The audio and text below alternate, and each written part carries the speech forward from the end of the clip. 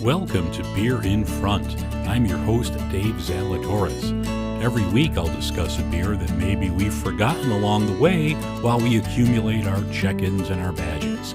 Some weeks I'll feature a new beer that has potential to be a classic. Being from Chicago, I'll talk about some local beers I had during the week. I'll add my spin to events of the day, and at the end of the show I'll call out the jagoffs of the week. This week's beer will be Ballast Point from Sculpin. The latest episode of Beer in Front is coming up now. Welcome to the February 3rd edition of Beer in Front. Now, I mentioned on the intro that the beer today is going to be Sculpin from Ballast Point. That has to be one of the oddest stories in the history of craft beer, and I'll touch on that a little bit during that segment. For all my Chicago friends, are you guys all shoveled out? Yeah, it looks like we're going to get a little bit more. I'm recording this Wednesday in the afternoon, and I think we're supposed to get 2 to 4 more inches tomorrow to top off what we've had. I think just by me looking what's, outside on the grills, there has to be 2 feet from what we've had from last Tuesday till now. And then, we're getting more tomorrow, and then it's going to be below zero during the weekend. So everybody run out to the store, get your Super Bowl essentials now, because it's going to be a little chilly this weekend. Also, I haven't done one in a while, but I'm going to do my best to make this a curse-free episode so you could gather up the kiddies and listen to Uncle Dave call people a jagoff. More and more people are getting vaccinated, which is good. I know some friends of mine have had theirs, so that's cool. Nothing for me yet. I have nothing, but I feel really good knowing that O.J. Simpson has been vaccinated. Psst. And as I'm recording this, there's still no news on the 2,000 or the 1,400 now that people were supposed to get once the Democrats took over. And I'm trying to be patient with President Biden since he's really only had 2 weeks on the job. But still, you need to make something happen. And I personally, I did not realize that on the 15th of January, the IRS suspended early filing until the 13th of February. Now, many people, like myself included, I file as soon as I get my W-2 and info. Like, I would have my stuff done already. And I remember, it was like maybe 5 or 6 years ago, I had my refund in 72 hours. Not passing stimulus for people and now not letting them file and have access to their own money is just wrong. The current administration had no control over the IRS ruling, but many Americans could use the money. This is no time to dawdle with people's money. And also there's reports that there's discussion now on lowering the income levels to receive the stimulus. The problem that I see with this is now based on 2019 tax returns when the pandemic hit in 2020. So there are people that might have made over the threshold in 2019 and lost their job in 2020, and now you're going to tell them that they're not entitled to the stimulus? I'm sorry. Give everyone the money now, and during, when people file in 2021, if they make above whatever number is for the threshold to get this money, if you make above that threshold, add this 1,400 or 2,000 onto the income and tax the hell out of it. But something needs to get done, and it needs to get done quickly. February's looking to be a good month for the podcast. I mentioned last week that I'm a new member of the North American Guild of Beer Writers. Now, through their emails, I learned that there's a new book coming out this week on Celis White by Jeremy Bannis.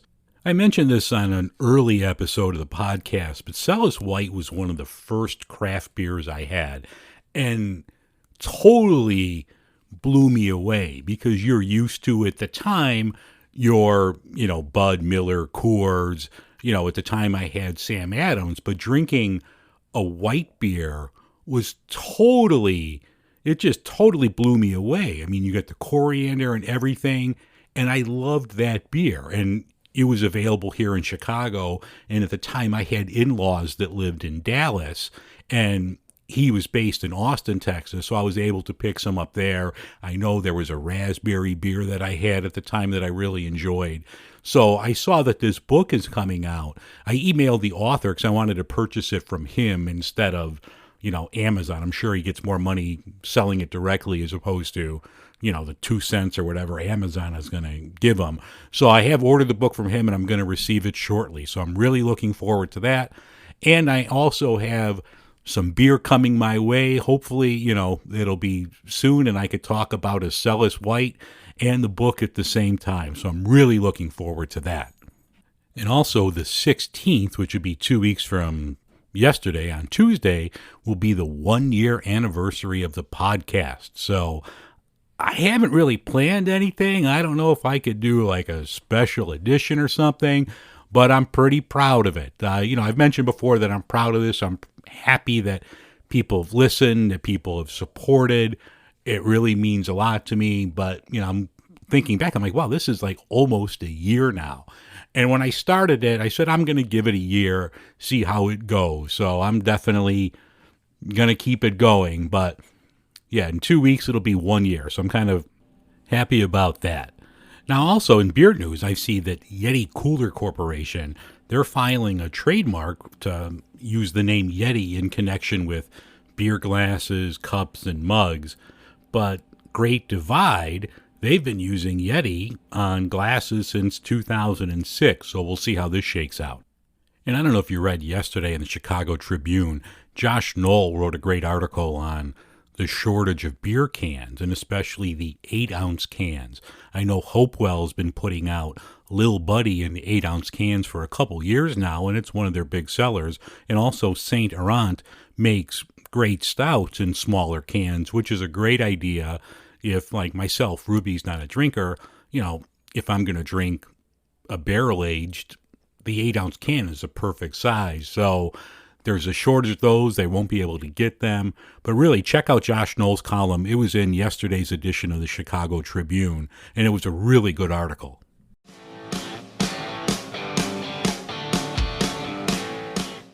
I had some really good beers this week that I want to talk about.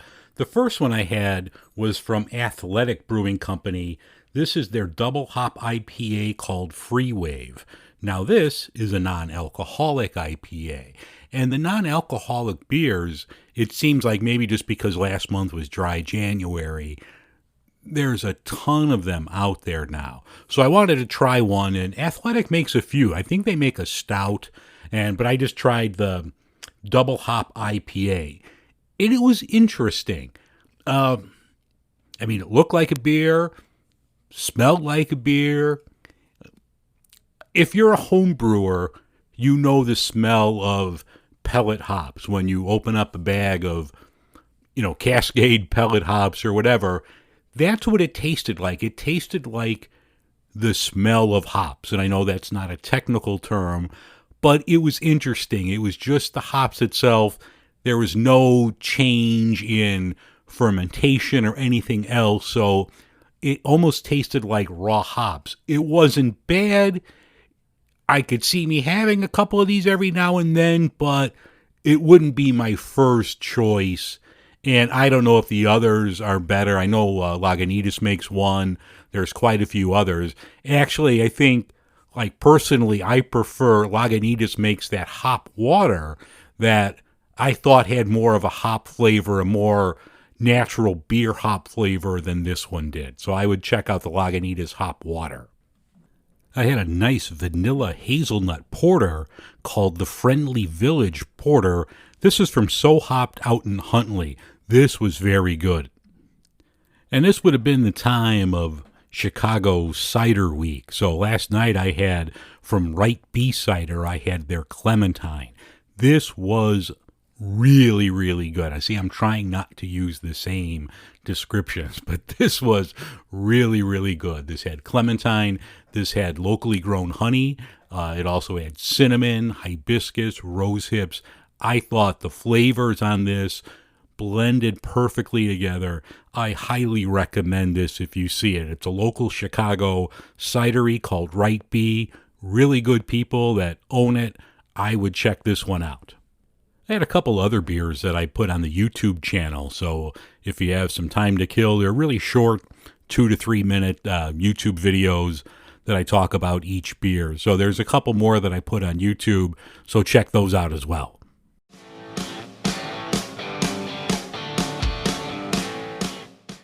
The beer in front this week is a classic from Ballast Point. This is their Sculpin IPA. Now, Ballast Point, like I mentioned in the intro, this is still one of the stranger stories in craft beer. They started out in 1996 as homebrewers, and Sculpin came out in 2005.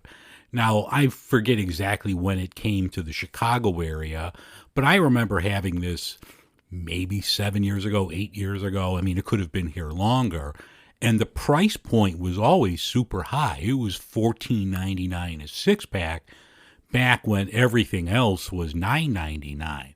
And I don't know if it was the high price point that made you think, or at least it made me think, like, wow, this really must be good. And it was. It was a really good beer. I know I've been there to visit them in San Diego a few times. I've gone with my buddy Ben. We went with Ben and Ray, and then I even went with my wife Ruby when we were there in San Diego.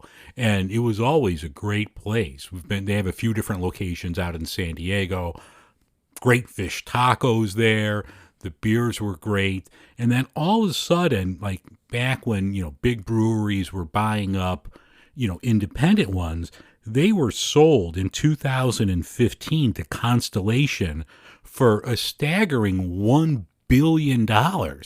And unlike some of the other ones that caught a lot of flack, I don't recall hearing anyone giving Ballast Point flack because it's $1 billion. I mean, this is something you turned around in 19 years and made $1 billion off of it. Now, when Constellation had it, there were reports, and I don't know if it's true, I have no idea, that the formula might have changed a little bit. And I always still enjoyed it. And they came out, they had a grapefruit Sculpin that was fantastic, a pineapple one I liked a lot. They had a habanero one. And it's a really good beer. But all of a sudden, Constellation wound up selling them to a brewery based out in Illinois that no one heard about up until the point that they bought them. They were sold to Kings and Convicts for a lot less than $1 billion. And they're back. It's now an independent brewery. I don't know. I still haven't seen a Kings and Convicts beer, anywhere here. And as far as the Ballast Point beers, I went to Binny's, which in Chicago is the main liquor store chain. They don't even carry it anymore, or at least the location I went to. And luckily, I went to my grocery store, Jewel, and they had it. And now it's at $12.99. So I grabbed a 6-pack of that because I wanted to talk about it on the podcast. And at least it was fresh. It was canned on the 15th of January. But yeah, it's just a weird story. I mean, God bless the owners. I mean, you made a ton of money on this. But, then it was sold for so little. So hopefully it rebounds. And let's crack this one open and try it now. Oh, this is still a really good beer. Has a great color to it, nice, wonderful color. The aroma hits you. You really get the hop. You pick up the hops in the aroma. The taste, wonderful citrus hops. This has 70 IBU, so it's well balanced. I mean, it's definitely a bitter IPA. If you're used to drinking hazy IPAs, this might hit you a little bit, but it's a bitter old school IPA. There's 70 IBUs on this, but the taste is really good. I really pick up the citrus notes of the hops here. Good aftertaste, good carbonation. This is a really good beer. Sculpin has a nice finish to it. After the hops hit you, you get the sweetness from the malt. You don't really get that bitter aftertaste like you do with some IPAs on the back of your tongue. So this is a well-balanced beer. Sculpin is a great IPA. It's still a great IPA if that's your thing. And if you see it, hopefully you could find it. If you do see it, grab it. And like I said, hopefully, Ballast Point sticks around. It was, a great brewery. Hopefully they get back to their ways. I do want to visit them again in San Diego. Ruby is from San Diego, so once all this pandemic nonsense is over, see, I did not swear I was going to, but once all this pandemic nonsense is over with, we're definitely going to go back there, and I'll definitely hit up Ballast Point. All right, thank you very much.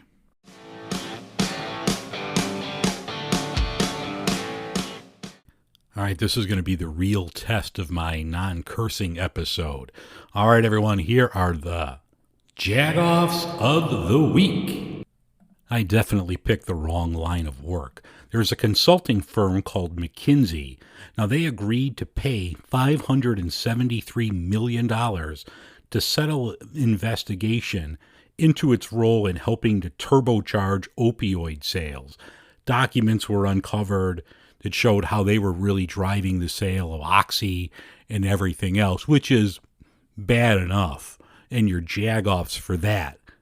But the fact that you, as a consulting firm, have $573 million in your back pocket to pay off a settlement, I really did pick the wrong line of work. So if anyone needs a beer consultant, I'm your guy.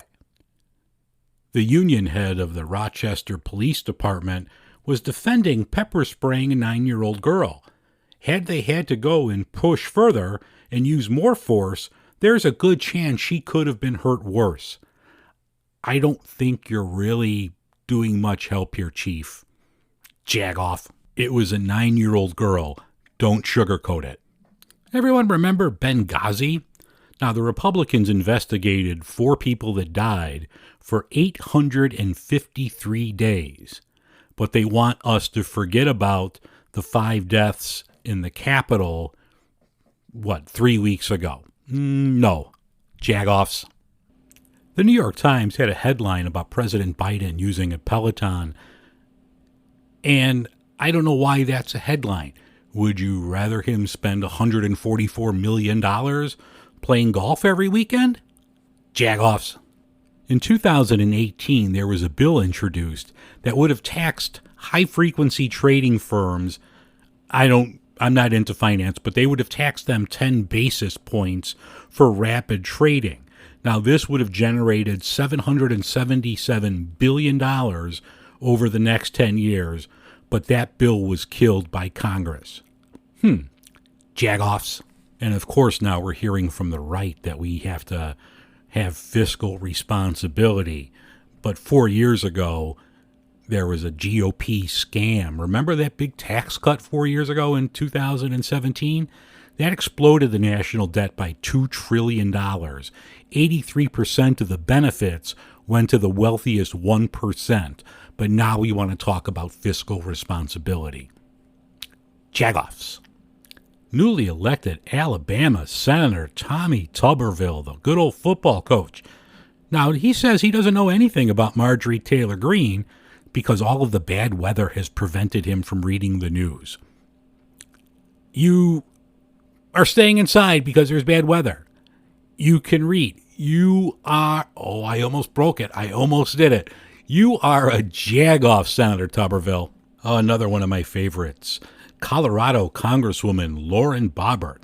Now, her campaign reimbursed her $22,000 for mileage, which means that she drove over 38,000 miles despite having no advertised events in March, April, and July. She only had one in May.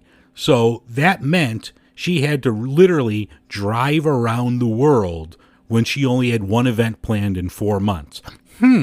Something sounds a little fishy here. Jagoff. Oh, but the real jagoff of the week. And I don't know who to give this to. I don't know if I should give it to one of the rioters who stormed the Capitol. Her name is Jenny Cudd. Now, she had a court filing that she wanted to have the judge allow her to go on a Mexican vacation she booked prior to the insurrection. She said that this was a planned for and prepaid weekend retreat with her employees as a team building thing. The judge allowed it. So you're allowing this woman to go to Mexico on vacation. I hope Mexico turns her ass away. What the hell is this? You're both jagoffs. Jenny, you're a jagoff, and the judge, you're a bigger jagoff for letting this happen. This is Jenny Cudd's own quotes about the insurrection. She said, "We did break down the door of Nancy Pelosi and she claimed they had no regrets about it. F yes, I am proud of my actions. I effing charged the Capitol today with patriots. And we're going to allow this woman to go to Mexico on vacation." I have no words. But not everyone was a jagoff this week. There were some health workers from Oregon that got stuck in a snowstorm. They were on their way back from vaccinating people in an event, and they got stuck in a snowstorm. So they literally got out of their cars and went car to car, administering the vaccine to stranded drivers before the doses expired. You are wonderful human beings. God bless you all. And another wonderful human being, I hope I'm pronouncing his last name correctly, Robert Magyar. Now, this was an article in the Chicago Tribune. In Chicago, we have tamale vendors. I don't know if in other cities they do. There are vendors that are out with big igloo coolers, and they sell their homemade tamales. They're generally out early in the morning, and they're selling their tamales. Now, Robert Magyar, he drove through Humboldt Park. It was double-digit temperatures. Well, barely breaking double digits. Double digits could be 99, but it was cold outside. And he went up to one of the vendors, bought all of her tamales, and gave her a big tip. But it didn't end there. He distributed these tamales to the homeless and people that were hungry. And he's also gone all around the city, and I'm not on Facebook, but he has a Facebook page where he's asking for locations of other tamale vendors. He's getting up at 5:36 in the morning, buying out their complete stock of tamales. The workers that are selling them can go home, and he's distributing these to the homeless and the hungry. What a wonderful human being. God bless you, sir. That will wrap things up for this week's episode. I do thank you so much for listening. Feel free to contact me with any ideas or suggestions at dave@beerinfront.com. On Twitter and Instagram, you could follow me at beerinfront. Now, if you go to the anchor.fm/beerinfront, there is a spot there for you to leave a voice message and also ways of supporting the podcast if you wish. Thanks again for listening. I'll talk to you next week when I'll feature Best Patio Pills from the 18th Street Brewery. Thanks again. Have a good week.